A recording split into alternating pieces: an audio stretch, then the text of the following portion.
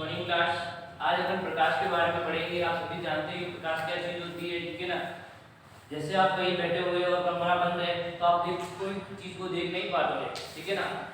जैसे ही आप किसी चीज में, जैसे घर में जाते हो, अंधेरा होता है तो आप बल्ब चालू करते हो, तो वो क्या है, एक लाइट है, ठीक है ना, प्रकाश है। सूर्य की रोशनी भी क्या है, एक प्रकार की लाइट है। तो आज प्रकाश के बारे में पढ़ेंगे। प्रकाश की डेफिनेशन देनी है। तो प्रकाश क्या होता है, जो वस्तु को देखने में सहायक होता है। प्रकाश की डेफिनेशन होगी जो वस्तु को देखने में सहायक होता है। हम प्रकाश की कुछ घटनाओं के बारे में भी यहाँ पढ़ेंगे, ठीक है ना। सबसे पहले पढ़ेंगे हम प्रकाश का परावर्तन के बारे में। प्रकाश का परावर्तन, जब प्रकाश किसी सतह से टकराता है तो क्या हो जाता है, वो उसकी किरण टकराकर वापस उसी माध्यम में लौट जाती है। प्रकाश की इस घटना को प्रकाश का परावर्तन कहते हैं। परावर्तन दो प्रकार के होते हैं, नियमित परावर्तन और विशिष्ट परावर्तन। नियमित परावर्तन के लिए जब प्रकाश किरण किसी सतह से टकराती है तो इस प्रकार से जो ये परावर्तन होता है, इस परावर्तन को नियमित परावर्तन बोलते हैं। क्या बोलते हैं?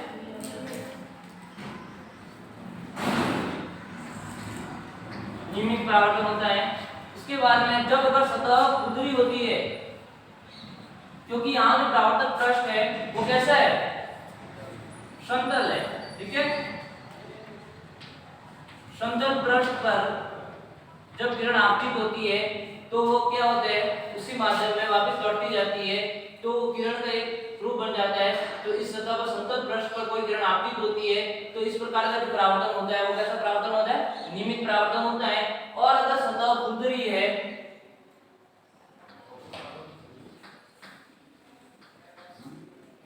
खुरदरी सतह है, खुरदरा पृष्ठ है, और इस पर कोई अगर किरण आपतित होती है तो ये बिखर जाती है, इधर उधर हो जाती है, और यह परावर्तन क्या हो जाता है, नियमित परावर्तन होकर ये परावर्तन हो जाता है विशिष्ट परावर्तन।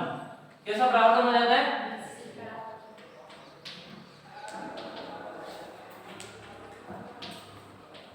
समझ में आ रही है चीज? परावर्तन जो किसी सतह पर टकराना होता है, टकराने के बाद उसी माध्यम में वापस किरण लौट जाती है। प्रकाश की इस घटना को प्रकाश का परावर्तन कहते हैं। परावर्तन दो प्रकार के होते हैं, नियमित परावर्तन और विशिष्ट परावर्तन। नियमित परावर्तन में सतह जो होता है, पृष्ठ होता है, वो सीधा समतल होता है, और विशिष्ट परावर्तन में जो पृष्ठ होता है वो खुरदरा होता है। परावर्तन के नियम के बारे में अपन पढ़ेंगे, क्योंकि एग्जाम की दृष्टि से बहुत इंपॉर्टेंट है। और अभी 2021 में जो बोर्ड एग्जाम होगी 10वीं की, इसके अंदर आपका जो टोटल मार्किंग है प्रकाश का 8 अंक आएंगे। 8 अंक का आपका पूरा टॉपिक है, और 8 अंक बहुत मायने रखते हैं, ठीक है ना। तो इसी टॉपिक में से प्रत्येक टॉपिक जो होगा प्रकाश के, इसमें से प्रत्येक टॉपिक में से आपका प्रश्न बनेगा ही बनेगा। परावर्तन होगा चाहे अपवर्तन होगा, कोई भी होगा। अब अपन पढ़ेंगे परावर्तन के नियम।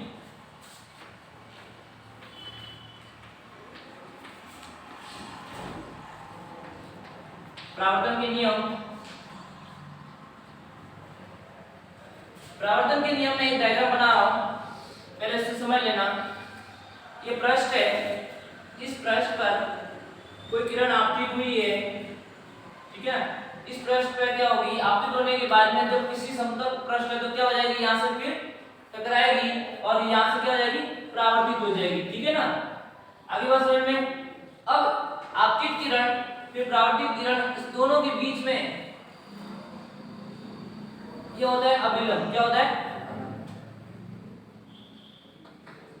ये आपतित किरण, ये आपकी परावर्तित किरण,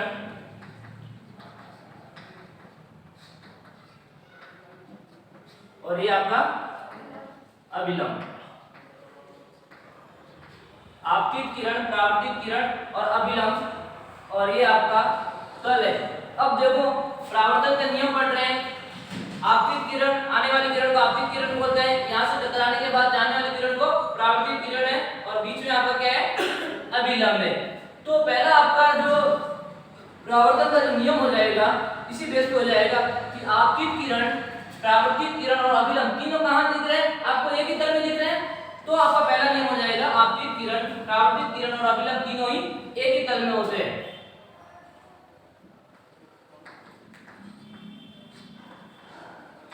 आपतित किरण, परावर्तित किरण एवं अभिलंब तीनों ही एक ही तल में होते हैं, एक ही तल में होते हैं। आपको दिख रहे हैं एक ही तल में होते हैं, ठीक है ना, समझ में आ गया। परावर्तन का नियम आ गया तुम्हारे समझ में। फिर दूसरा प्रथम नियम समझ में आ गया, जब आपतित किरण, परावर्तित किरण, अभिलंब तीनों ही एक ही तल में होते हैं। अब यहाँ आपतित किरण और अभिलंब के बीच में, देखो आपतित किरण आ रही है और अभिलंब आ रहा है, तो इसके बीच में जो कोण बनता है, ये इस कोण को बोलते हैं आई। और आपतित किरण और अभिलंब, आपतित है तो आने वाली किरण से जो कोण बना है, इसलिए ये कोण हो जाएगा आपतन कोण। क्या हो जाएगा? ये हो जाएगा आपका आपतन कोण। फिर परावर्तित किरण, जो जाने वाली किरण है, और अभिलंब के बीच में जो कोण बनेगा, उस कोण को बोलते हैं आर, और इस कोण का नाम होगा परावर्तित कोण।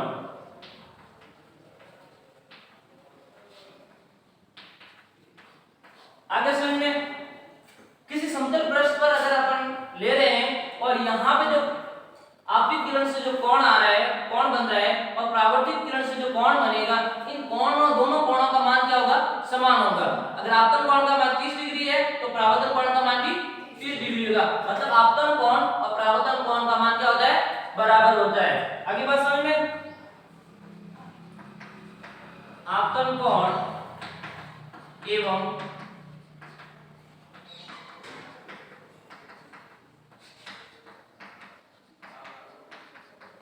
परावर्तन कोण का मान बराबर होता है।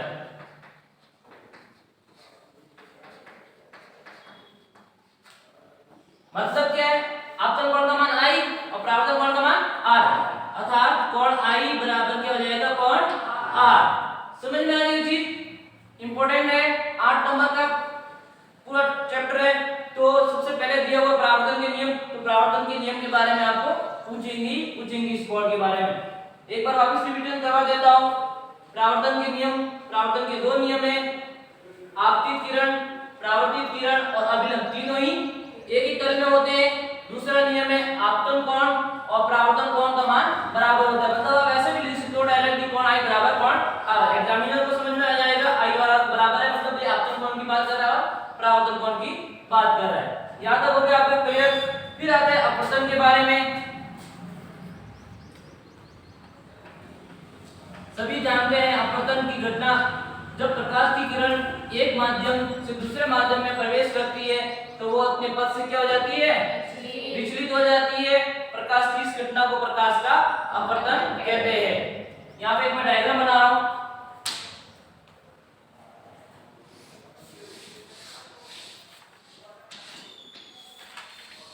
अपवर्तन की घटना में 2 माध्यम होते हैं। सबसे पहले ये अपना वायु माध्यम है, ठीक है ना। इस वायु माध्यम को अपन, क्योंकि इसके कण जो होते हैं बहुत ही दूर दूर होते हैं, और दूर दूर होते हैं तो ये क्या हो जाएगा? विरल माध्यम हो जाएगा, ठीक है ना। विरल का मतलब होता है बहुत दूर दूर कण। कण क्या होता है? बहुत ही दूर दूर होते हैं, ठीक है ना। और जो कांच है या पानी है वो क्या होता है? सघन माध्यम होता है। और सघन माध्यम, जैसे ये कांच है अपने पास में, या कांच लिया है, तो कांच के जो कण होते हैं वो क्या होते हैं? पास पास में होते हैं, तो इसको अपन क्या मान लेते हैं? सघन माध्यम हो जाएगा। क्या होता है ये? सघन माध्यम। मतलब कितने माध्यम हो गए यहाँ पे? 2 माध्यम हो गए। एक तो हो गया विरल माध्यम और दूसरा आ गया सघन माध्यम। तो ये प्रकाश की अपवर्तन की घटना 2 माध्यम होती है, जब प्रकाश की किरण एक माध्यम से दूसरे माध्यम में प्रवेश करती है। मतलब पहला माध्यम तो आपके पास में ये हो गया और दूसरा माध्यम आपके पास में कांच हो गया। तो देखो किस प्रकार से होती है घटनाएं। ये प्रकाश की किरण आई, ठीक है ना। अब यहां से आई वायु माध्यम से, कहां पे प्रवेश कर रही है? कांच में, इस माध्यम में प्रवेश कर रही है ना, कांच माध्यम में, दूसरे माध्यम में, असली माध्यम में। तो देखो इसको जाना ना चाहिए था, ऐसे जाना चाहिए था, सीधा ऐसे सीधा जाना चाहिए था ना, ऐसे सीधा जाना चाहिए था। पर ये सीधा ना जाके यहां से अपने पथ से क्या हो जाती है? विचलित हो जाती है। अपने पथ से क्या हो जाती है? विचलित हो जाती है, ठीक है ना। यहां से यहां जाके फिर यहां से ये विचलित होगी। तो इसी घटना को प्रकाश का अपवर्तन कहते हैं। अपवर्तन से अगर पूछे तो अपवर्तन किसे कहते हैं? तो वो एक माध्यम से दूसरे माध्यम में जब प्रकाश की प्रवेश करती है तो अपने पथ से विचलित हो जाती है। अब यहाँ पे देखो मैं अभिलंब बना रहा हूं,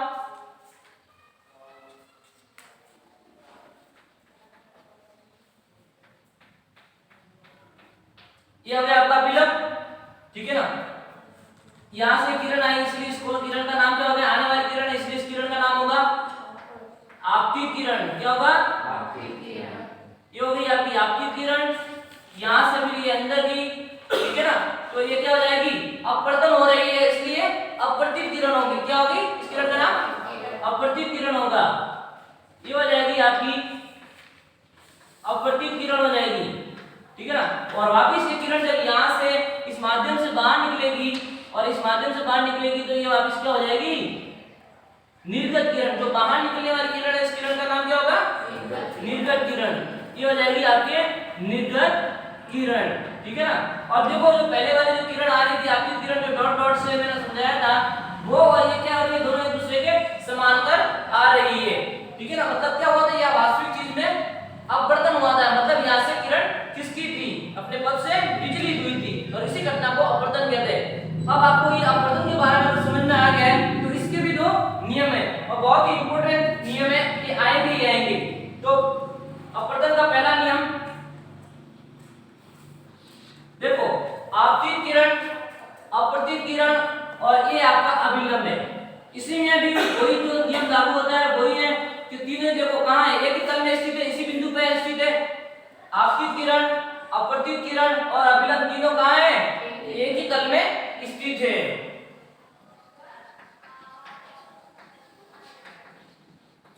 आपतित किरण, अपवर्तित किरण, अपवर्तित किरण एवं अभिलंब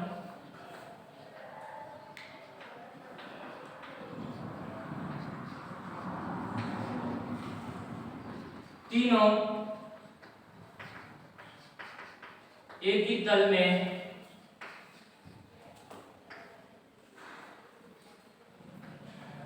स्थित होते हैं। आगे बात समझ में ना, दिख रहा है आपको, आपतित किरण भी दिख रही है, अपवर्तित किरण भी दिख रही है, अभिलंब भी दिख रहे हैं, तीनों क्या है, एक ही तल में स्थित है।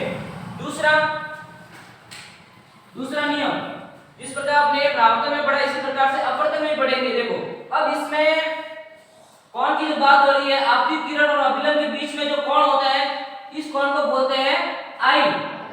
पर यहाँ आई ना बोल के यहाँ पे अपवर्तन की घटना हो रही है इसलिए यहाँ बोलेंगे साइन आई बोलेंगे। क्या बोलेंगे, साइन आई बोलेंगे। और यहाँ पे देखो ये अपवर्तित किरण है और अभिलंब यहाँ पे होगा साइन आर होगा। क्या होगा, साइन आर। और विज्ञान की भाषा में साइन बीटा को या साइन आई को क्या बोलते हैं, वो जिया बोलते हैं। क्या बोलते हैं, जिया बोलते हैं। मैं यहाँ साइड में लिख देता हूँ, साइन बीटा को विज्ञान की भाषा में जिया बोलते हैं, cos थीटा को विज्ञान की भाषा में cos जिया बोलते हैं और tan थीटा को विज्ञान की भाषा में स्पर्श जिया बोलते हैं। क्या बोलते हैं, स्पर्श जिया बोलते हैं। क्लियर होगी बात। तो इसलिए यहाँ साइन आया या थीटा आया तो इसलिए इसको क्या बोलेंगे, जिया बोलेंगे। तो यहाँ पे जो आपतित कोण होगा वो क्या होगा, आपका जो आपतित कोण बन रहा है वो क्या होगा, साइन आई होगा। और यहाँ अपवर्तन के कारण जो कोण बन रहा है इसलिए अपवर्तित कोण होगा, वो क्या होगा, साइन आर होगा। अपवर्तित कोण क्या हो जाएगा, साइन आर। तो देखो इसी नियम के आधार में इसका और इसका अनुपात एक आपेक्षिक अपवर्तनांक के बराबर होगा, ठीक है ना।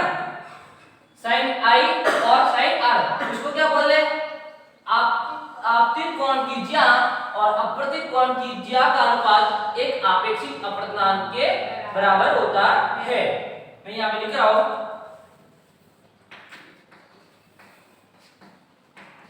आपतित कोण की ज्या एवं अपवर्तित कोण की ज्या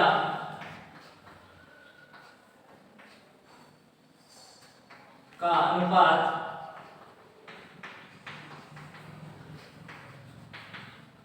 आपेक्षिक अपवर्तनांक के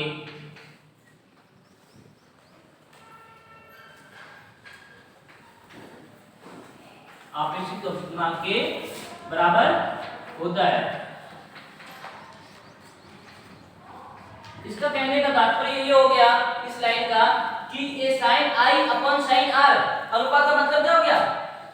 sin i upon sin r किसके बराबर होगा? एक अपेक्षित अल्पतमांक न्यू के बराबर होगा। तो ये बहुत ही इंपॉर्टेंट चीज है और इसी को अपन स्नेल का नियम भी बोलते हैं। इसको क्या बोलते हैं? स्नेल का नियम भी बोलते हैं इसको। आपको परीक्षा में ऐसा ना पूछा जाएगा कि अपवर्तन का दूसरा नियम लिखो या अपवर्तन का ठीक है नियम लिखो दो। आपको ऐसा भी पूछा जा सकता है कि स्नेल का नियम, ये तो सबने पढ़ा ही नहीं। तो स्नेल का नियम आपका क्या है? ये जो अपवर्तन का दूसरा नियम है इसे स्नेल का नियम कहते हैं। ठीक है, जिसमें क्या होता है? आपतन कोण की ज्या और अपवर्तित कोण की ज्या एक अपेक्षित अपवर्तन दोनों का अनुपात है। अनुपात अपेक्षित अपवर्तनांक के बराबर होता है, मतलब ये न्यू के बराबर होता है। जो अपवर्तनांक है वो कितना किसका है?